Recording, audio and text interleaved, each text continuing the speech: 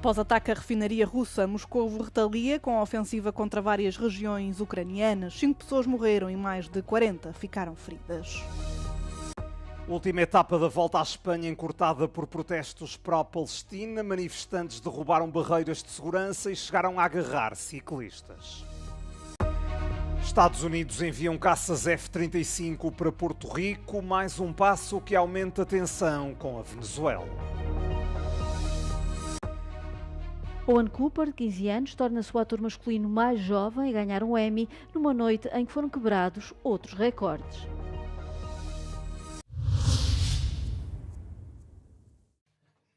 Um dia depois de Kiev ter atacado uma das principais refinarias de petróleo na Rússia, Moscovo lançou vários ataques em toda a Ucrânia. Segundo informaram as autoridades ucranianas na segunda-feira, pelo menos 5 pessoas morreram e mais de 40 ficaram feridas após um ataque com drones e mísseis. Foram registados incidentes em várias regiões como Chernihiv, Sumy, Donetsk, Kharkiv, Kherson e Zaporizhia. Volodymyr Zelensky justificou os ataques ucranianos no domingo, alegando que é necessário reprimir a indústria petrolífera da Rússia, de forma a pressionar o país a pôr termo aos combates. Найбільш ефективні санкції, які діють найшвидше. Це вогонь на російських нафтових заводах, на їхніх терміналах, нафтобазах.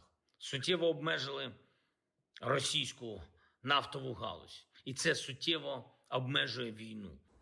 Após o ataque da Ucrânia à refinaria russa e segundo noticiaram vários meios de comunicação social locais, foram registadas várias subidas no preço do petróleo.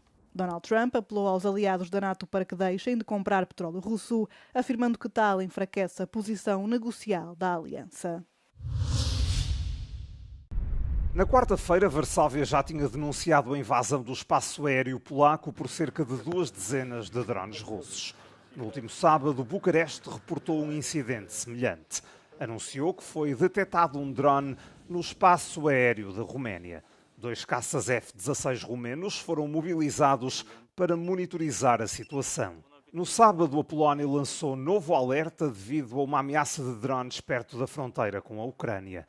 Os residentes da região de Lublin receberam mensagens de texto sobre um possível ataque pelo ar. Foram também lançadas operações aéreas e navais preventivas antes de o alerta ter sido levantado algumas horas mais tarde. O presidente da Ucrânia fala numa extensão óbvia da guerra por parte da Rússia. Zelensky pediu ao Ocidente mais sanções duras contra Moscovo e uma cooperação mais estreita com Kiev na defesa. Os Estados Unidos condenam as ações da Rússia. O secretário de Estado norte-americano considera-as inaceitáveis, lamentáveis e perigosas. É uma escalada grave, avisa Marco Rubio, se confirmar que as incursões foram deliberadas. A Rússia nega ter a Polónia como alvo. A última etapa da volta à Espanha em bicicleta foi encurtada no domingo, quando faltavam 58 quilómetros para a meta. Aconteceu por causa destes protestos pró-Palestina que surgiram à entrada do circuito de Madrid. Os manifestantes derrubaram as barreiras de segurança que rodeavam o passeio do Prado entre a zona da meta e a estação de Atocha. Chegaram mesmo a agarrar alguns ciclistas, o que impediu a passagem do pelotão. Os corredores tiveram de ser transportados nos carros das equipas e não houve lugar à habitual cerimónia de pódio. Houve também confrontos entre quem estava nos protestos e os mais de 1.500 polícias destacados para o evento. Os participantes da manifestação gritaram que o que está em curso no Médio Oriente não é uma guerra, mas um genocídio. Tinham como alvo, em particular, uma equipa israelita que competiu na prova. Antes da última etapa, o primeiro-ministro espanhol Pedro Sánchez tinha expressado apoio aos protestos. Disse ter admiração e respeito por quem se mobiliza por causas justas. O dinamarquês Jonas Vingegaard, que liderava com mais de 1 minuto de vantagem, sagrou-se campeão. Em segundo ficou o português João Almeida, que igualou o melhor resultado de sempre de um ciclista luso em grandes voltas. Repetiu o feito de Joaquim Agostinho na edição de 1974 da Volta à Espanha. 5 caças americanos F-35 aterraram na antiga base Roosevelt Roads, em Ceiba, no leste de Porto Rico. é mais uma movimentação que aumenta as tensões entre os Estados Unidos e a Venezuela. O presidente norte-americano Donald Trump realça que o reforço da presença militar nas Caraíbas serve para combater o tráfico de droga. Entretanto, no último sábado, Caracas disse que um navio de guerra dos Estados Unidos interceptou e ocupou um barco de pesca venezuelano que estava a navegar em águas da Venezuela. Segundo o regime de Maduro, foi uma tentativa de justificar uma escalada de guerra nas Caraíbas. Também no sábado, o presidente venezuelano convocou um dia de treino militar com um número elevado de soldados.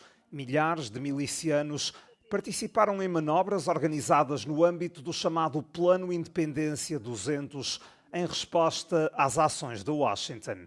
Os Estados Unidos têm atualmente 8 navios de guerra e um submarino nuclear ao largo da costa da Venezuela. Pelo menos 25 pessoas foram detidas por terem agredido agentes da polícia durante a marcha Unite the Kingdom, Unir o Reino, realizada sábado em Londres pelo ativista de extrema-direita Tommy Robinson. O comissário adjunto da Polícia Metropolitana, Matt Twist, diz que muitas outras pessoas serão detidas após o que chamou violência inaceitável. Pelo menos 26 agentes da polícia foram feridos por apoiantes de Robinson, 4 dos quais em estado crítico, durante os confrontos com uma manifestação rival no centro de Londres. Os participantes na marcha da extrema-direita tentaram romper as barricadas da polícia para agredir os participantes na contra-manifestação denominada Marcha contra o Fascismo. Um dos agentes ficou com os dentes partidos durante os confrontos e outro sofreu um traumatismo craniano. A ministra do Interior, Shabana Mahmoud, condenou a violência e diz que todos os culpados terão de enfrentar a força da lei. O protesto atraiu cerca de 150 mil pessoas. São os últimos preparativos no castelo de Windsor, no Reino Unido, para receber Donald Trump. O castelo é uma das paragens da visita de Estado do presidente norte-americano ao Reino Unido. A viagem começa esta terça-feira à noite e termina na quinta. O convite foi feito pelo próprio rei, Carlos III, através de uma carta entregue pelo primeiro-ministro britânico durante o encontro na Casa Branca. Uma verdadeira operação de charme, envolver a realeza e também um momento histórico. É a primeira vez que um presidente norte-americano faz 2 visitas de Estado ao Reino Unido. A primeira foi em 2019, no primeiro mandato de Trump. Na altura foi recebido pela rainha Isabel II. Nesta viagem está programada uma visita privada ao túmulo de Isabel II, uma revista à guarda de honra, um jantar de Estado oferecido pelo rei Carlos III e o encontro com o primeiro-ministro Keir Starmer. E enquanto correm estas solenidades, vai também haver trabalho de bastidores. Altos funcionários de Londres e Washington vão discutir questões bilaterais e de cooperação. No fim, espera-se acordos sobre tecnologia e energia nuclear para uso civil.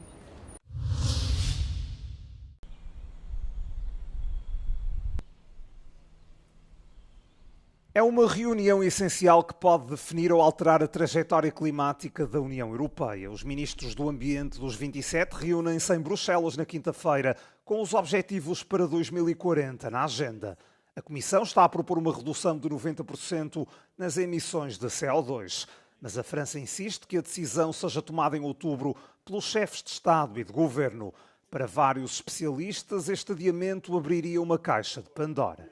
Certainly we see that for now France is in a camp with a lot of Eurosceptic governments, notably Hungary and Slovakia, that just use indeed the European Council and the unanimity to blackmail on their demands. And some of the demands might go beyond the climate debate even. It could then go into the rule of law, it could go into more money that they need, and then it becomes really a dangerous game. Em teoria, a adoção da meta pelos 27 ministros é mais fácil, já que tudo o que é necessário é uma maioria qualificada. E o objetivo é apoiado pela Alemanha e pelos Países Baixos. Por outro lado, França, Itália e algumas nações da Europa Central têm mais reservas. Mas não se trata apenas de política, há também aqui uma questão industrial. As empresas precisam de uma trajetória previsível com urgência. What we need to do is agree the direction and decide how we are going to get there. What are the right policies to do that? how can we really drive the acceleration and the scale up of the technologies that we need? At this point, it shouldn't be a fight over the targets, it should be a real discussion on what are the right enabling policies to unlock the investment that Europe needs. And fundamentally, this is a conversation about investment. A credibilidade da União Europeia como força motriz das alterações climáticas também está em causa. Um atraso europeu enviaria um sinal aos parceiros internacionais antes da COP30, a Conferência Climática da ONU no Brasil, em novembro. Owen Cooper tem 15 anos e esteve em destaque nos prémios Emmy deste ano. Tornou-se o mais jovem ator masculino a ganhar um Emmy. Cooper é o protagonista de Adolescência, a minissérie britânica da Netflix que conseguiu 8 prémios. Mas houve outra série a quebrar recordes. Foi The Studio. Esta comédia, uma verdadeira sátira Hollywood, ganhou em 13 categorias. Nunca uma primeira temporada de uma comédia tinha ganhado tantos Emmys. Nas séries dramáticas, destaque para The Pitt, um drama médico que bateu de Severance e que deu a Noah Wyle o primeiro Emmy para ator principal. A cerimónia dos Emmys decorreu na noite de domingo, no Teatro Peacock, em Los Angeles. Uma noite que não foi só da ficção. O Late Show, de Stephen Colbert, conseguiu o Emmy de melhor série de entrevistas. Isto numa altura em que o programa foi cancelado.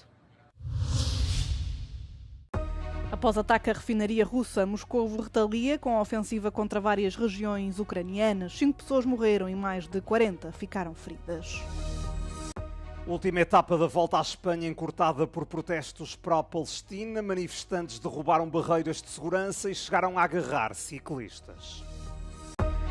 Estados Unidos enviam caças F-35 para Porto Rico, mais um passo que aumenta a tensão com a Venezuela. Owen Cooper, de 15 anos, torna-se o ator masculino mais jovem a ganhar um Emmy numa noite em que foram quebrados outros recordes.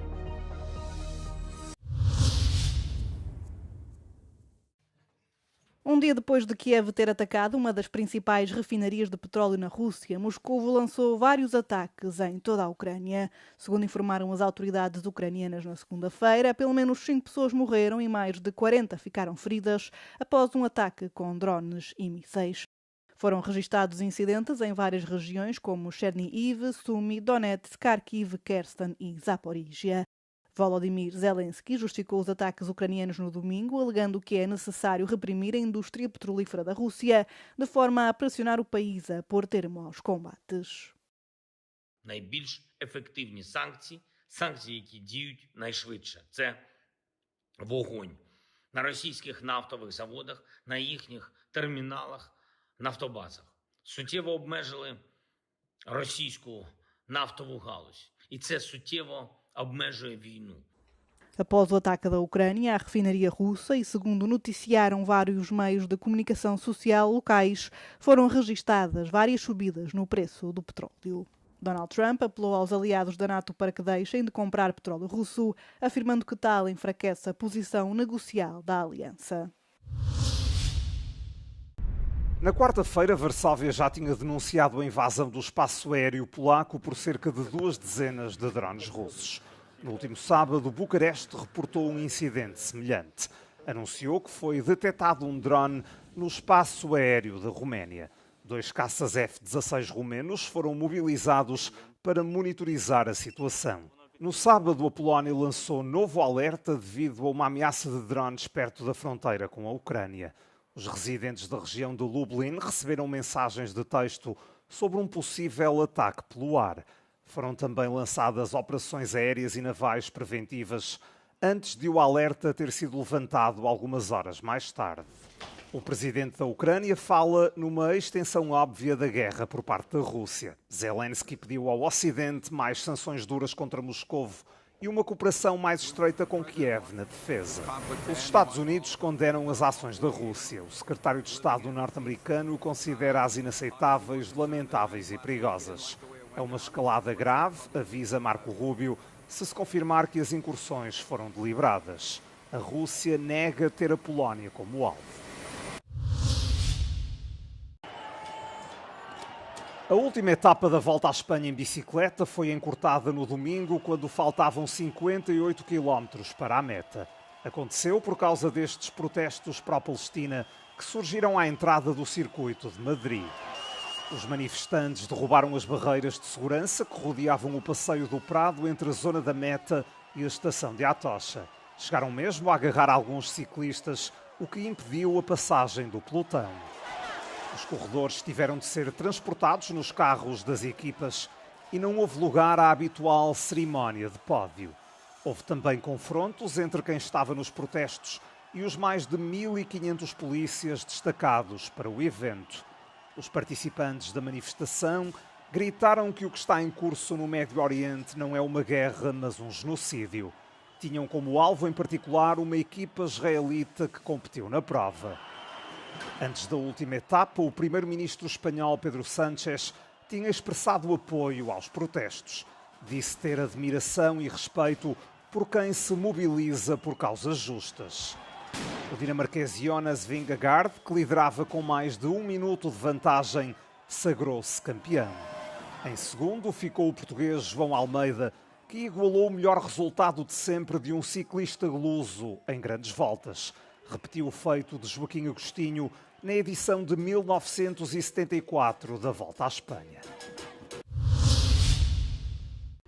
5 caças americanos F-35 aterraram na antiga base Roosevelt Roads, em Ceiba, no leste de Porto Rico. É mais uma movimentação que aumenta as tensões entre os Estados Unidos e a Venezuela. O presidente norte-americano Donald Trump realça que o reforço da presença militar nas Caraíbas serve para combater o tráfico de droga. Entretanto, no último sábado, Caracas disse que um navio de guerra dos Estados Unidos interceptou e ocupou um barco de pesca venezuelano que estava a navegar em águas da Venezuela. Segundo o regime de Maduro, foi uma tentativa de justificar uma escalada de guerra nas Caraíbas.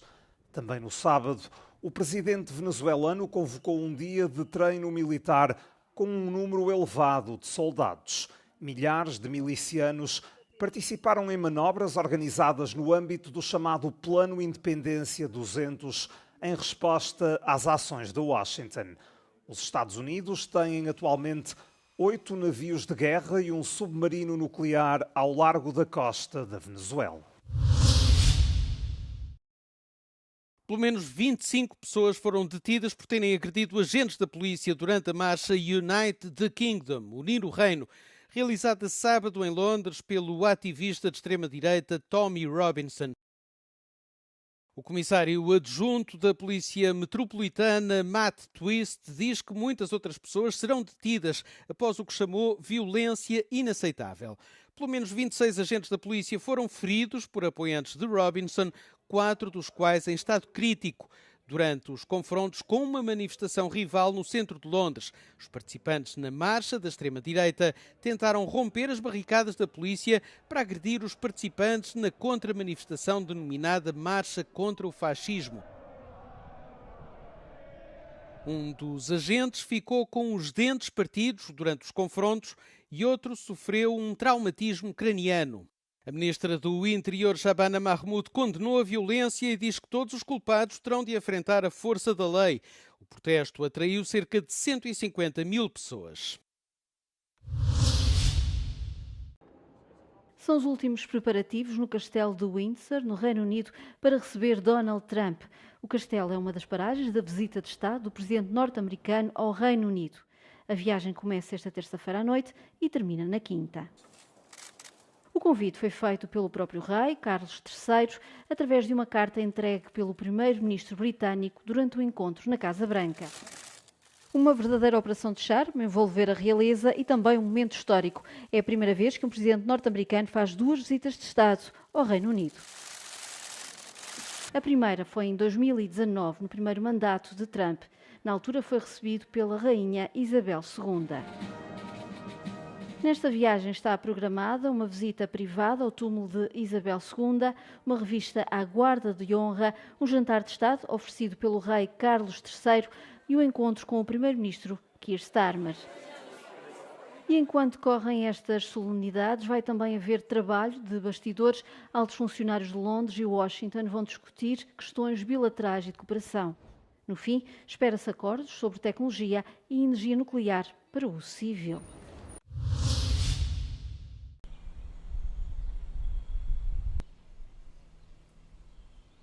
É uma reunião essencial que pode definir ou alterar a trajetória climática da União Europeia. Os ministros do Ambiente dos 27 reúnem-se em Bruxelas na quinta-feira com os objetivos para 2040 na agenda. A Comissão está a propor uma redução de 90% nas emissões de CO2. Mas a França insiste que a decisão seja tomada em outubro pelos chefes de Estado e de Governo. Para vários especialistas, este adiamento abriria uma caixa de Pandora. Certainly, we see that for now, France is in a camp with a lot of Eurosceptic governments, notably Hungary and Slovakia, that just use indeed the European Council and the unanimity to blackmail on their demands. And some of the demands might go beyond the climate debate even. It could then go into the rule of law, it could go into more money that they need, and then it becomes really a dangerous game. Em teoria, a adoção da meta pelos 27 ministros é mais fácil, já que tudo o que é necessário é uma maioria qualificada. E o objetivo é apoiado pela Alemanha e pelos Países Baixos. Por outro lado, França, Itália e algumas nações da Europa Central têm mais reservas. Mas não se trata apenas de política, há também aqui uma questão industrial. As empresas precisam de uma trajetória previsível com urgência. What we need to do is agree the direction and decide how we are going to get there. What are the right policies to do that? How can we really drive the acceleration and the scale up of the technologies that we need? At this point, it shouldn't be a fight over the targets. It should be a real discussion on what are the right enabling policies to unlock the investment that Europe needs. And fundamentally, this is a conversation about investment. A credibilidade da União Europeia como força motriz das alterações climáticas também está em causa. Um atraso europeu enviaria um sinal aos parceiros internacionais antes da COP30, a Conferência Climática da ONU no Brasil, em novembro. Owen Cooper tem 15 anos e esteve em destaque nos prémios Emmy deste ano. Tornou-se o mais jovem ator masculino a ganhar um Emmy. Cooper é o protagonista de Adolescência, a minissérie britânica da Netflix que conseguiu 8 prémios. Mas houve outra série a quebrar recordes. Foi The Studio. Esta comédia, uma verdadeira sátira a Hollywood, ganhou em 13 categorias. Nunca uma primeira temporada de uma comédia tinha ganhado tantos Emmys. Nas séries dramáticas, destaque para The Pitt, um drama médico que bateu The Severance e que deu a Noah Wyle o primeiro Emmy para ator principal. A cerimónia dos Emmys decorreu na noite de domingo, no Teatro Peacock, em Los Angeles. Uma noite que não foi só da ficção. O Late Show, de Stephen Colbert, conseguiu o Emmy de melhor série de entrevistas. Isto numa altura em que o programa foi cancelado.